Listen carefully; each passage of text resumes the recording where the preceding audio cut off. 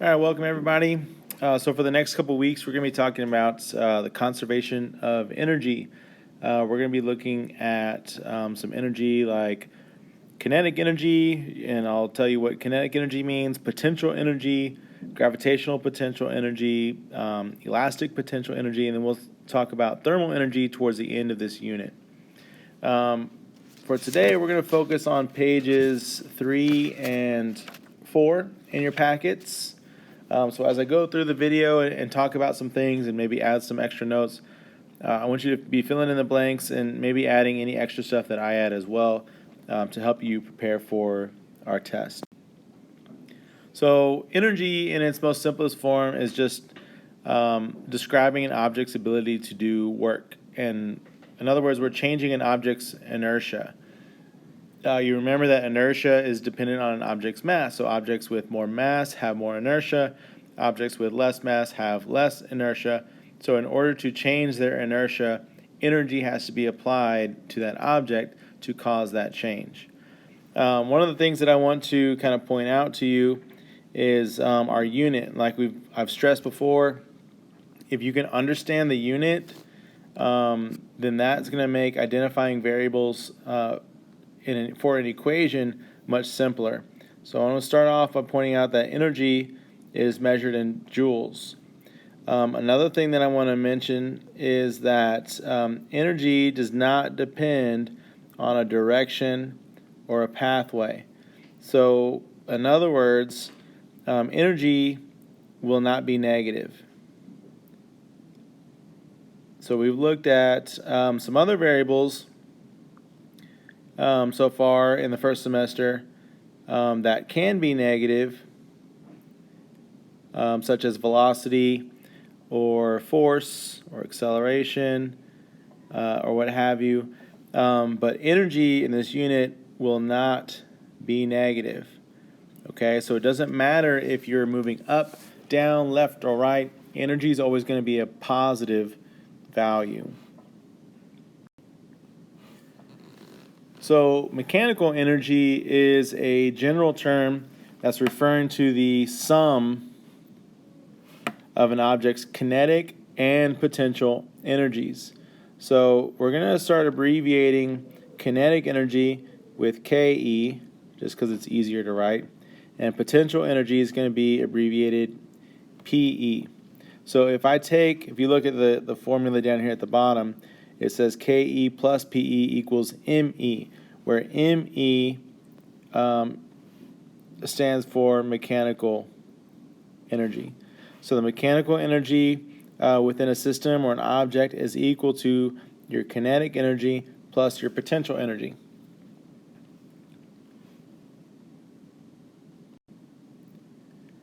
Okay, so what is kinetic energy? Well, kinetic energy is energy of a moving mass.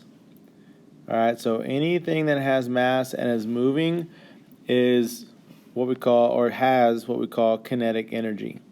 Again, KE. And I can calculate and quantify kinetic energy by multiplying 1/2 times an object's mass times its velocity squared. Now I know this looks like it's a regular 2, and you might think it's times 2, but this is actually mv squared.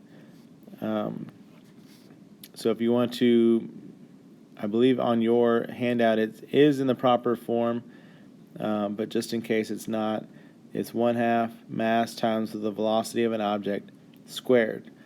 So what we're looking at here below are the relationships between mass, velocity, and kinetic energy. We can see those relationships in every single equation that we've talked about. As long as you can kind of understand these concepts, then that might make the math a little bit easier. It might help you eliminate some answer choices when you see them on a test. So what this is saying is that with more mass comes more kinetic energy. So in other words, as the mass increases, that causes the kinetic energy to increase. Things that are heavier, things that have more inertia, will have more kinetic energy. So we would call that a direct relationship because they are doing the same thing.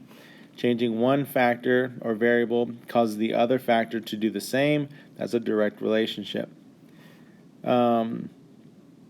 If I look at my other variables between velocity and kinetic energy, then I could see that more velocity equals more kinetic energy. So an increase in velocity causes an increase in kinetic energy. Now, a lot of times when we're talking about an object's change in energy, if we're talking about the same object, a lot of times its mass is not going to change. Okay, a car rolling down a hill is going to have the same mass at the top of the hill as it did at the bottom of the hill. So the mass isn't as important. Yes, it's a factor, but it can't change, or it will less likely change compared to velocity. Velocity can change, so things can speed up as they roll down a hill. Things can slow down as they go up a hill, and so forth. So velocity has the ability to change a lot easier. So we'll say that velocity matters more, or velocity is more important. Okay, potential energy. Potential energy, we're going to abbreviate PE, is stored energy. It's the amount of energy that is stored in an object, and that energy can be transformed from potential energy to another form because it's stored up. It's basically within that object. You don't really see it, you don't hear it, you don't feel it, but it's there. And what's unique about potential energy is that there are two types. There's gravitational potential energy, and gravitational potential energy is what the name implies. Gravity is a factor, and it's based off of height.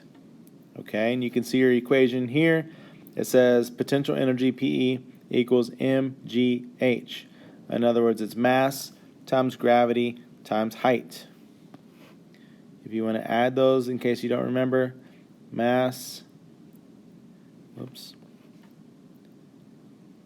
gravity, and height is h.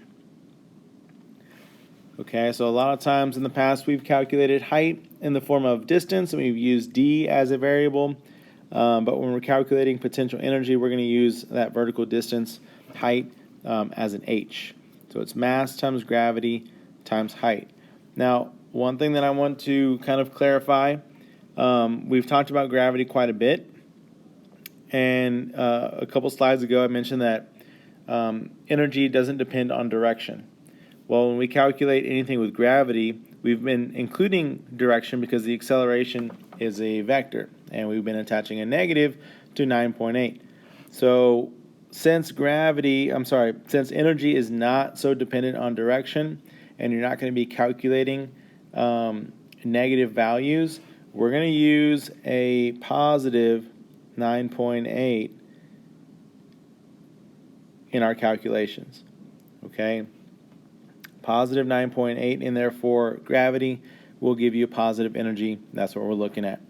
The next type of potential energy is elastic potential energy, and it's energy that's also stored, but stored due to compression or stretching. So if you stretch a rubber band and let it go, it's going to react. The more you stretch it, the more energy you're storing in that rubber band, and you could tell it's got a lot of energy when you release it. Same thing with springs. The more you compress or stretch a spring, the more elastic potential energy it gains. So the law of conservation of energy is exactly what the name implies. To conserve something means to save something. So if we are conserving momentum, that meant that momentum is not changing. We're not wasting it. It's not being lost. Same applies with energy. If we're conserving energy, then energy is not being lost. So just like in our momentum unit, whatever momentum we started with before an object collided with another, it had the same total momentum after the collision. So same is true here. The total energy is conserved. So whatever total energy I have at the beginning of whatever adjective, whatever action that the object is doing, then it has the same amount of energy afterwards. And you can see here it says PEI, so the I stands for initial, so the initial potential energy plus the initial kinetic energy is equal to the sum of the final potential energy plus the final kinetic energy. So in other words, the energy before an object does what it's supposed to be doing is equal to the energy afterwards. Okay? So with this being said, energy can be transferred from one system to another. So I can transfer energy from one object to another. Okay? I can also transform energy from one form or one type to another type. Okay? So in other words, potential energy can transfer to or be transformed to kinetic energy, or kinetic energy can be transformed to potential energy depending on the circumstance.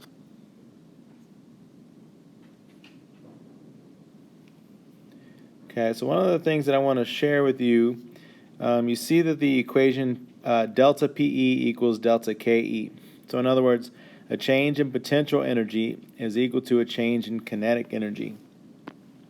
So if we're conserving energy, then my mass times gravity times height is equal to 1/2 mass times velocity squared. So all I did was take my formula for potential energy and set it equal to my formula for kinetic energy. Okay, if energy is being conserved, then these two can be said to be equal with each other. Now, one of the common factors between two equations is mass.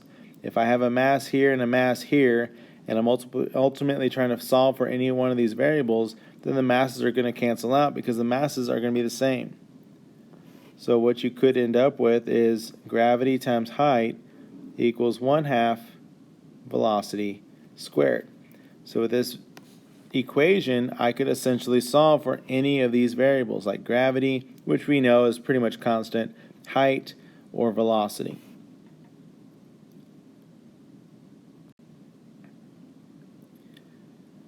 Okay, so here I want to show you a video, and what I want you to focus on is this car is going to be rolling down this hill, and it's going to be entering a box here.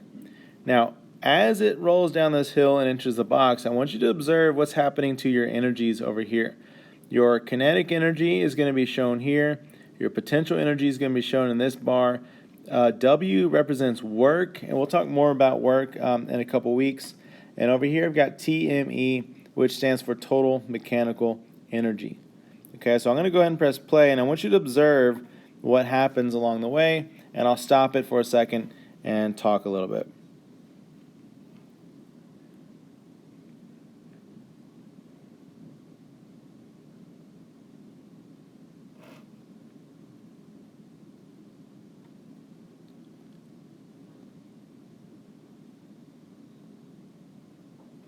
So you'll notice that when the car was at the top of its path, it had the, let me see if I can go back here. So when the car is at the top of its path, it had a lot of potential energy. Because remember, potential energy is dependent on height. And at this position, the car is at its highest point. So I'm going to go ahead and press play here, and I want you to observe, I'll pause it at a certain point and observe the change in energy as this car rolls down this ramp. So at this position, you'll notice that the car started at the top. It's not quite at the bottom, so at this position it's about halfway down its pathway. And notice that as the car went down the hill, the potential energy that it once had has now decreased. And the kinetic energy that it didn't have any of is now increased. And you'll notice that the velocity of the car has increased, causing the kinetic energy to increase. and the potential energy has decreased because the height of the car has decreased. And when this object, this car, is halfway down its pathway, you'll notice that the kinetic energy and the potential energy are equal to each other. Okay? Also observe that the total mechanical energy here, TME, remains full the entire time.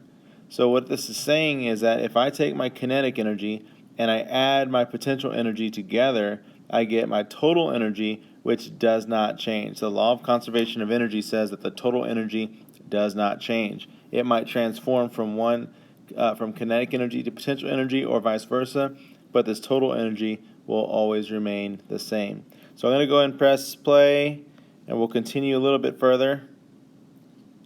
So now the car is at the bottom of its pathway, and you notice that it's at the lowest height, therefore it has zero potential energy. At the bottom of its pathway, just like if we toss a ball up into the air, when it reaches its lowest part of the pathway as it comes back down, it's moving the fastest. Well, the car is at its lowest position, therefore it's moving the fastest, therefore it has the highest amount of kinetic energy. Okay, the kinetic energy at the bottom is equal to the potential energy at the top. So all the potential energy that that car once had has now transformed to 100% kinetic energy, all while our total energy stays the same. Now something happens when the car enters the box. We'll talk about that moving forward. When the car enters the box, you'll notice that the energy goes away. So the kinetic energy is gone, the potential energy went away because that car was coming to a stop, and we would say that work is being done. And we'll talk about work next week. But for right now, just know that work is equal to a change in energy.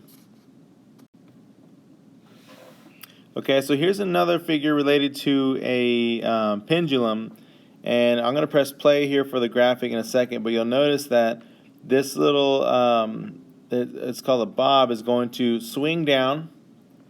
It's going to reach its highest point on the opposite side over here, and then it's going to come back. It's going to return to its original position.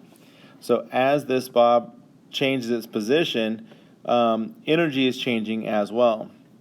So right now, at this highest point, you'll notice that it doesn't have any kinetic energy. Because just like with an object tossed into the air, when it reaches its highest point, its velocity is zero. So if it has zero velocity, then it's going to have zero kinetic energy. So all that energy that this bob has is potential energy because it's at its highest point. So the highest point is going to be the areas of most or the greatest potential energy. So let's see what happens as this pendulum swings down.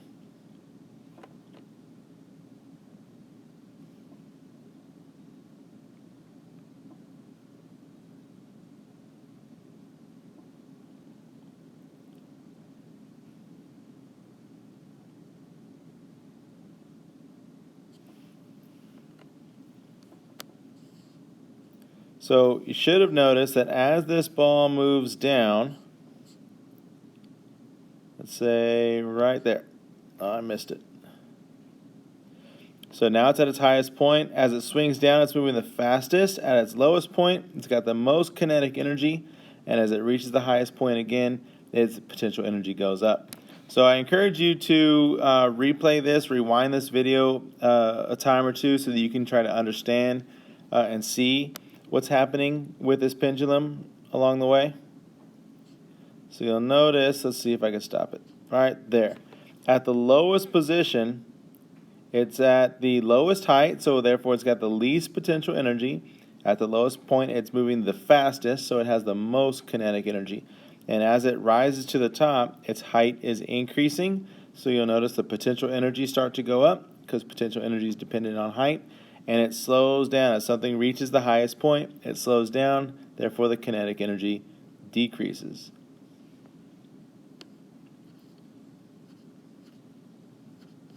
And right about there, this is pretty close.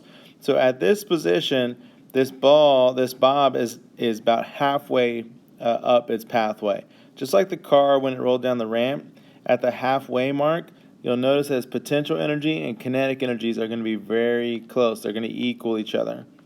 Okay, because this part is not all the way up to the highest point, and it's not at its lowest point, it's halfway in between. and you'll see it again as it comes back down.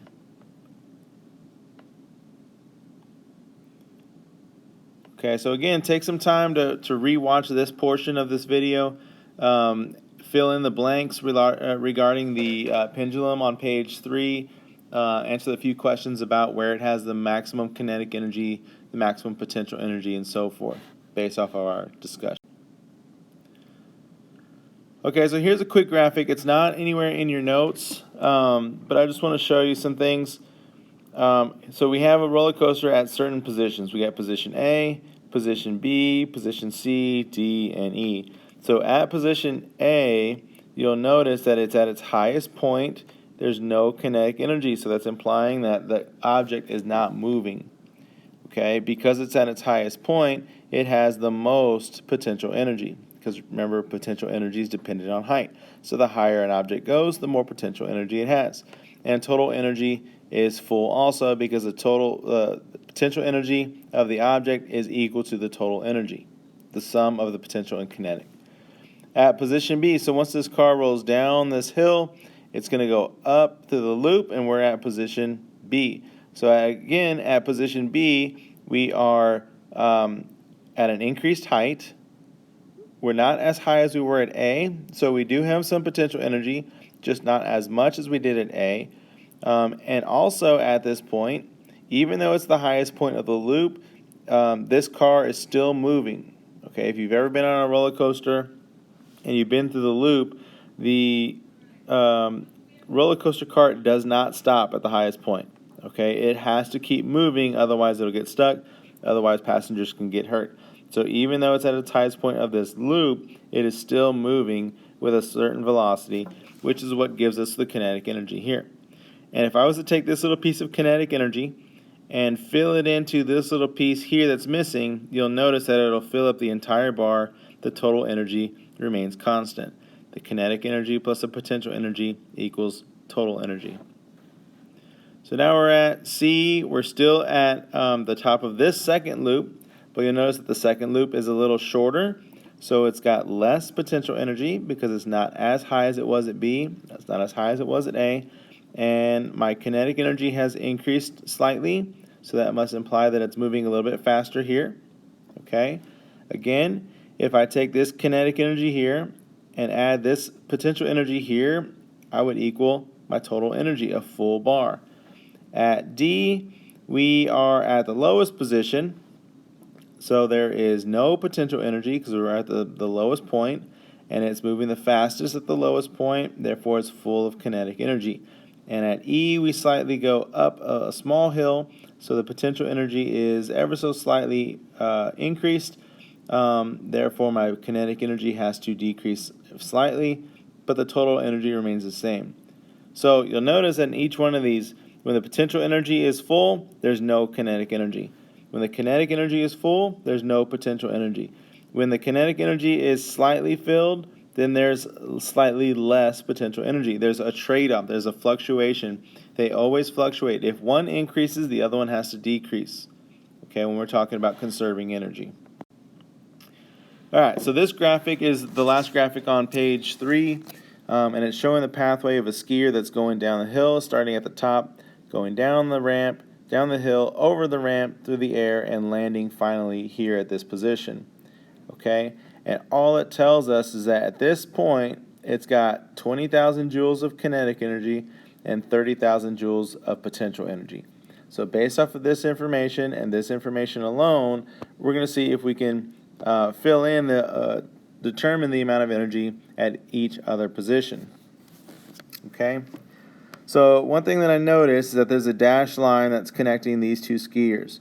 So what this is implying is that at this position and at this position, the skier is at the same height. Okay, so if the skier at this position had 20,000 joules of kinetic energy and 30,000 joules of potential energy, then I can assume it has the same amount here. So I'm going to go ahead and fill that in, that at this point, kinetic energy, let me try that again.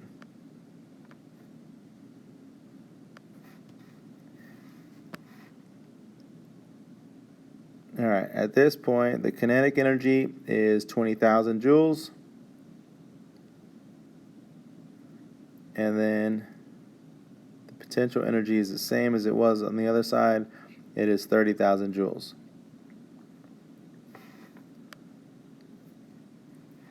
Okay. So another thing that I know is that when a skier or any object is at its highest point, it has the most potential energy.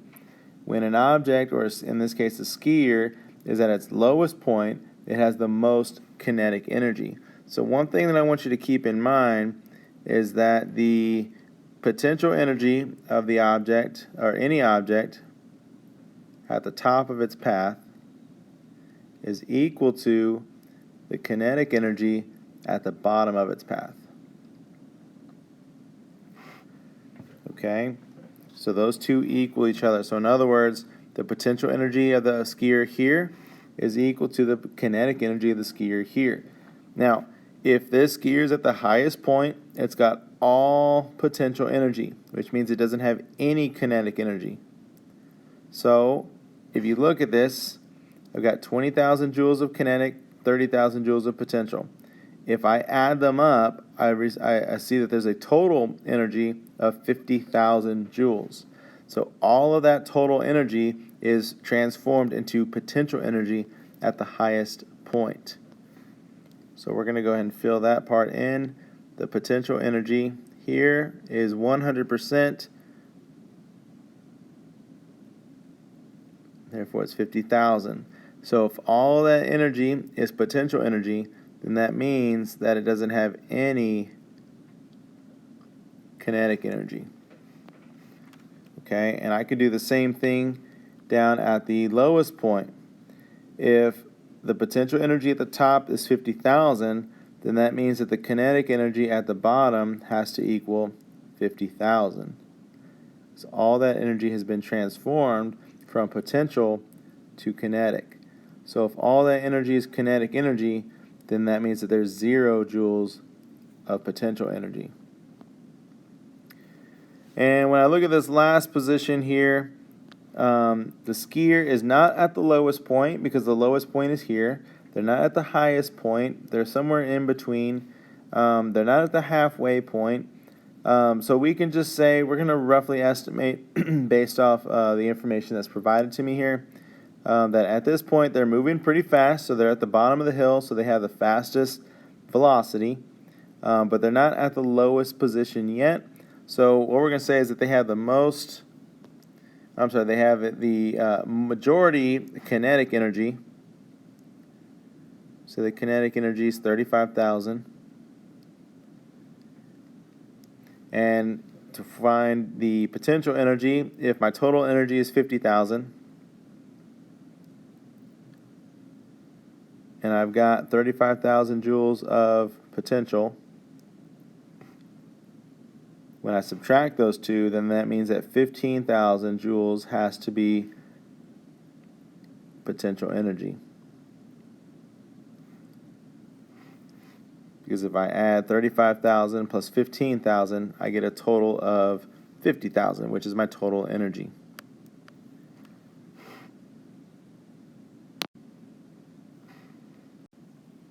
All right, on page 4, we're going to kind of talk through some things. Normally, I would demonstrate this with a basketball, and I would hook it up to a lab quest, and I would show you the change in energy. But I'm going to kind of talk you through this, and then I'm going to help you draw the graph, fill in the data table, and then you're going to answer some questions on your own. So looking at this first part, we're going to toss a ball up into the air, hypothetically. So as a ball gets tossed up into the air, the energy is transformed from one form to the other based off of the position of the height of the ball. So the first thing I want to do is I want to sketch a graph, a position versus time graph for a ball that's being tossed up into the air. So you know the ball is going to be tossed up into the air, it's going to reach its highest point, and then it's going to come back down, all due to gravity. So we, by now, should have an idea of what this graph would look like because we spent quite a bit of time talking about it earlier in the year. But if I'm graphing a distance versus time graph or position versus time graph, I've got distance and time. Okay. The ball is going to start off at the lowest position along the x-axis, and then as I toss it up into the air, it's going to reach its highest point where it's going to come back down to the ground. Okay? So what's going on along the way? Well, as this ball goes up, it starts to slow down, and it's moving in a positive direction. So it's moving away. So it's slowing down while moving away.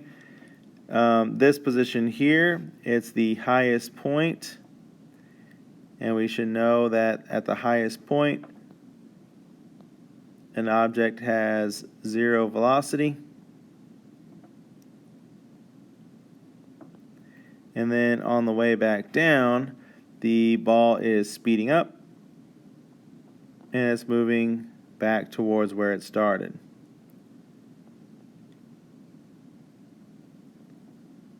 So it's moving in a negative direction. So remember, moving back is a negative direction. Moving away is positive direction, positive velocity. Okay. Now if I want to sketch the velocity versus time graph. So when you look at the first graph, on the way up, it's moving in a positive direction, so it had positive velocity. So that means that I'm going to have a graph in quadrant 1 because this is where my velocity is positive. Anything above the x is going to be positive. Anything below the x is going to be negative velocity. So I know that my graph is going to start off above the x because it's positive velocity. Now, positive velocity, but it's slowing down. It's increasing, it's approaching its highest point, therefore it's slowing down. So if you're in your car and you're slowing down, your speedometer should be approaching 0. It's getting closer to 0. So in quadrant 1, my line's going to approach 0. Now, if you look at it, at the highest point, that means it's going to cross 0, and it's going to move in a negative direction. I've got negative velocity, but as it's moving in a negative direction, it's speeding up. If you're speeding up in your car, your speedometer moves away from 0. So this line is going to continue moving just like this.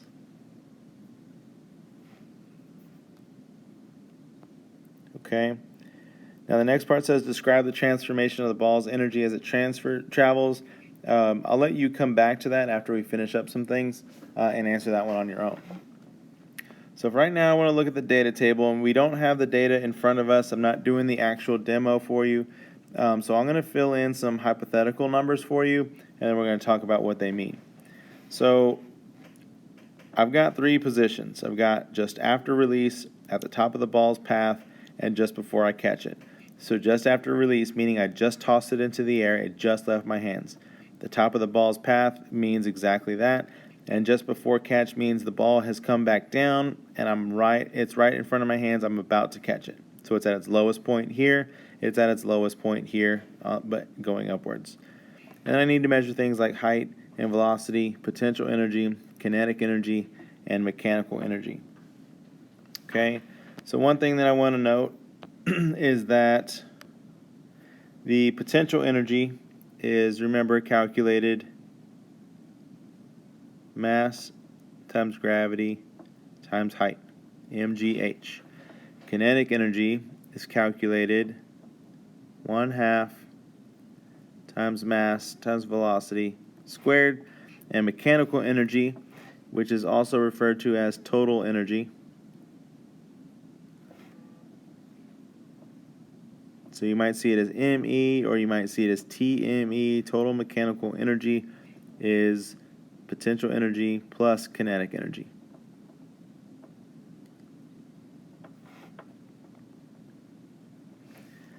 Okay, so just after release, so the height of this ball, we're going to say is at the lowest position. So we're going to say it's at a height of 0. Okay, it's at a height of 0. Now, once it leaves my hands, it's moving the fastest. So I'm going to say that it's got a velocity, and I did this demo already to give you the numbers here. 6.26 meters per second was the velocity of the ball according to the LabQuest that I had hooked up. Okay. When it reaches the highest point at the top of the path, it's reaching a height of approximately 2 meters. Okay, we know that any object at the highest point at the top of its path has a velocity of 0. And as the ball comes back down, right before it hits my hands, it's at the same position that it was here. So I'm going to say that the height is also 0. It's at its lowest point, and it's moving the fastest. I'm going to say 6.26. Okay. One thing I want to show you is if we look at our graph here, remember that the velocity of an object at this point is equal to the velocity at this point. So if the velocity of this object is moving up with a positive 6.26 meters per second, then it's moving the same 6.26 seconds here, but in a negative direction. So we're going to go ahead and slap a negative on there because it's moving the same speed, just in a different direction.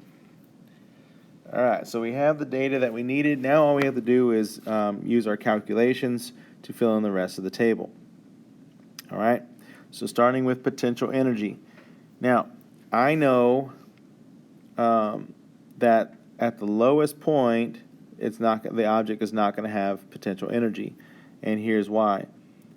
If I take this 0 in as my height, remember this is height, this is h, this is v. If I take a 0 and plug it into any equation where I'm multiplying it, my product is going to be 0. So if I plug a 0 in here for h and multiply mass times gravity times height, I'm going to get 0. So the potential energy here is going to be 0. I also know that here when my height is 0 and I plug it into this equation, my potential energy will also be 0.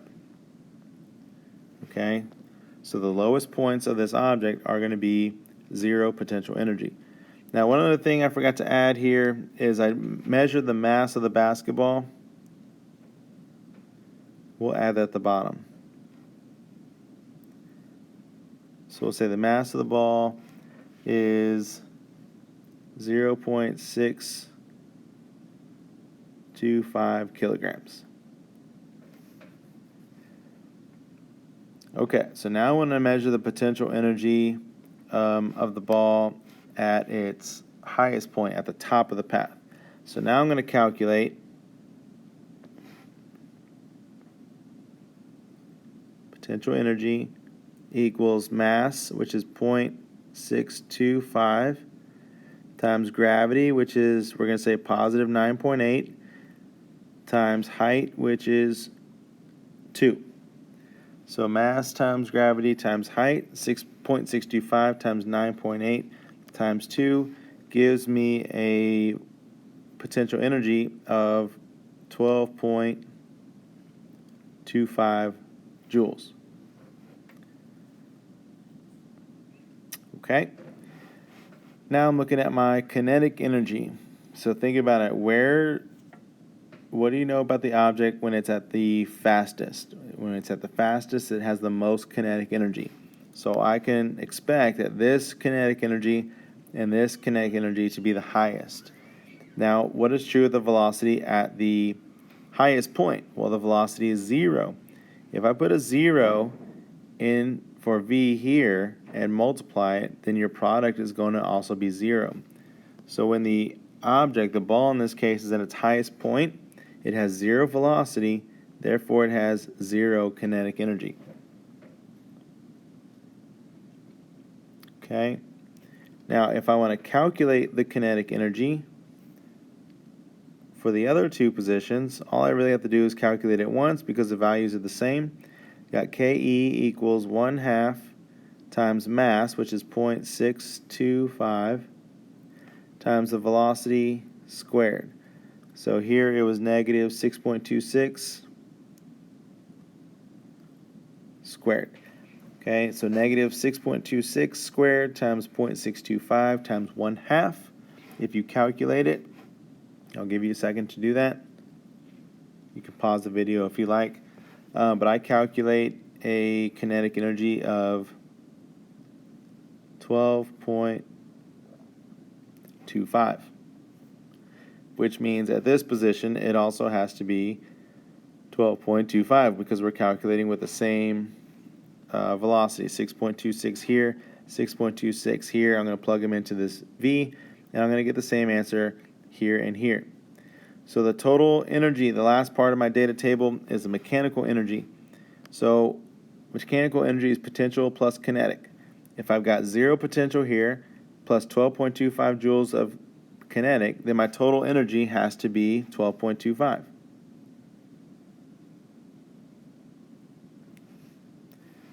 Same thing here. 12.25 plus 0 equals 12.25. And lastly, 0 plus 12.25 equals 12.25. And what you notice, hopefully, is that all of these are the same. So what's going on here is that your total energy, total mechanical energy, remains constant due to the law of conservation of energy. So even though that ball is transforming from kinetic to potential and back, the total energy, while it's moving up and coming back down, stays the same. So now let's take a look and see what that looks like in the form of a graph. Okay, so here's a graph. I'm going to go ahead and help you set this up. On the x-axis, we're going to measure energy, and it's going to be increasing as it goes up. So label your x as increasing energy.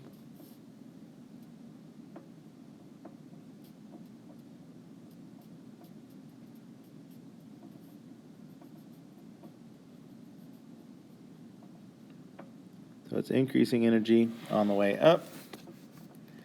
And then along the, I'm sorry, that was the y. And on the x-axis, we're going to show energy at 3 different points. Our first point will be after release.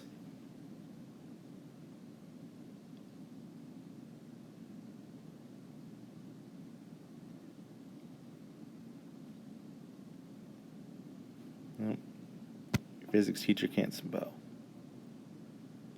Let's try that again.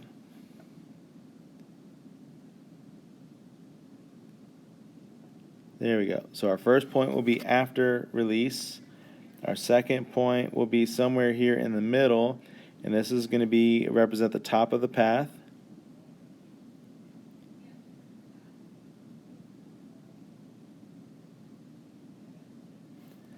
And the third point over here towards the end will mark right before catch. So the moment where the ball is right about to come back into my hands.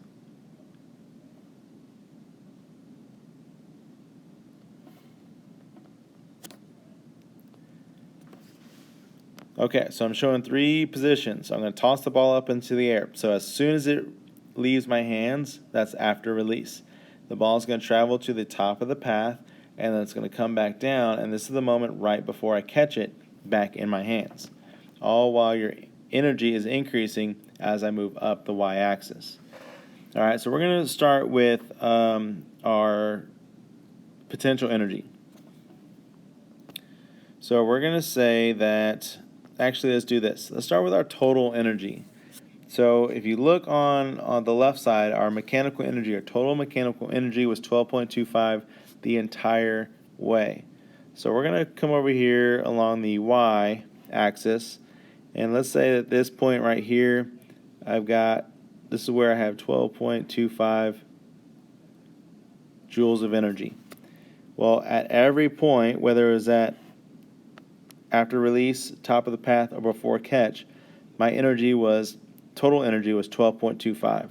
So this one's pretty easy because all I have to do is just draw a straight horizontal line all the way across, showing that my total energy doesn't change.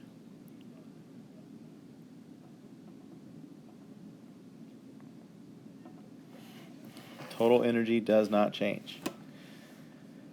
All right, so now let's go ahead and take a look at potential energy. And I'm going to use a different color. Let's see. Use a color to represent potential energy.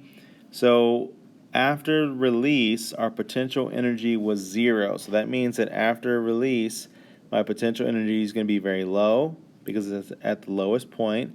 At the top of the path, it was high. It was 12.25. So at the top of the path, I should expect it to be up here. And then before catch, it's going to be very low again. It's going to come down here. So that is going to look like a curve. And I'll try my best to do a curve. It's going to start at the bottom. It's going to curve up, hit 12.25, and then come back down right before catch. And then you can label this potential energy so that you know what line this is. Okay? And remember, we said that potential energy and kinetic energy kind of fluctuate. So if one increases, the other one has to decrease and vice versa.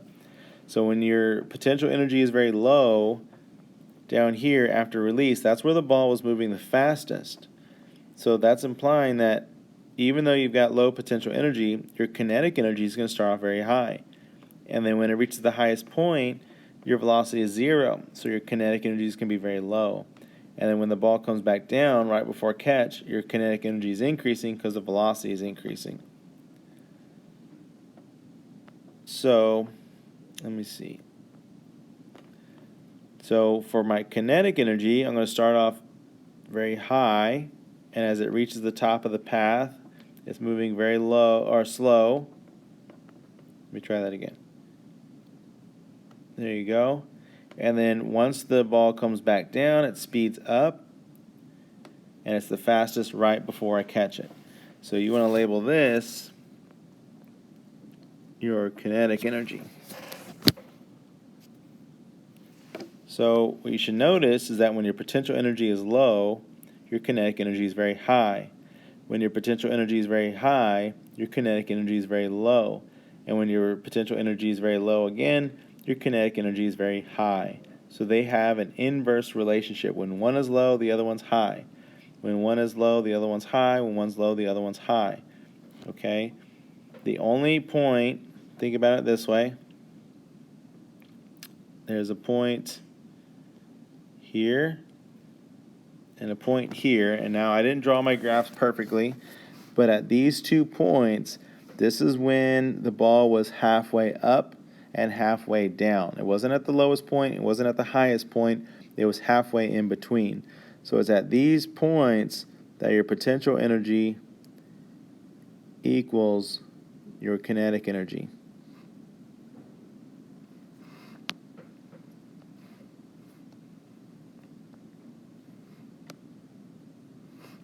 Okay, so now what I want you to do is I want you to go back and answer the question on the left side that says describe the transformation of the ball's energy as it travels. So use this graph, use what we've talked about. I want you to be specific, be detailed, and then I want you to come back and answer questions 1 through 6 based off of everything that we've talked about in this video. If you need to go back and rewatch some things to get a better understanding, you may do so. But all the information that you need to answer these questions can be found on the notes on page 3 and this quick demo analysis on page 4.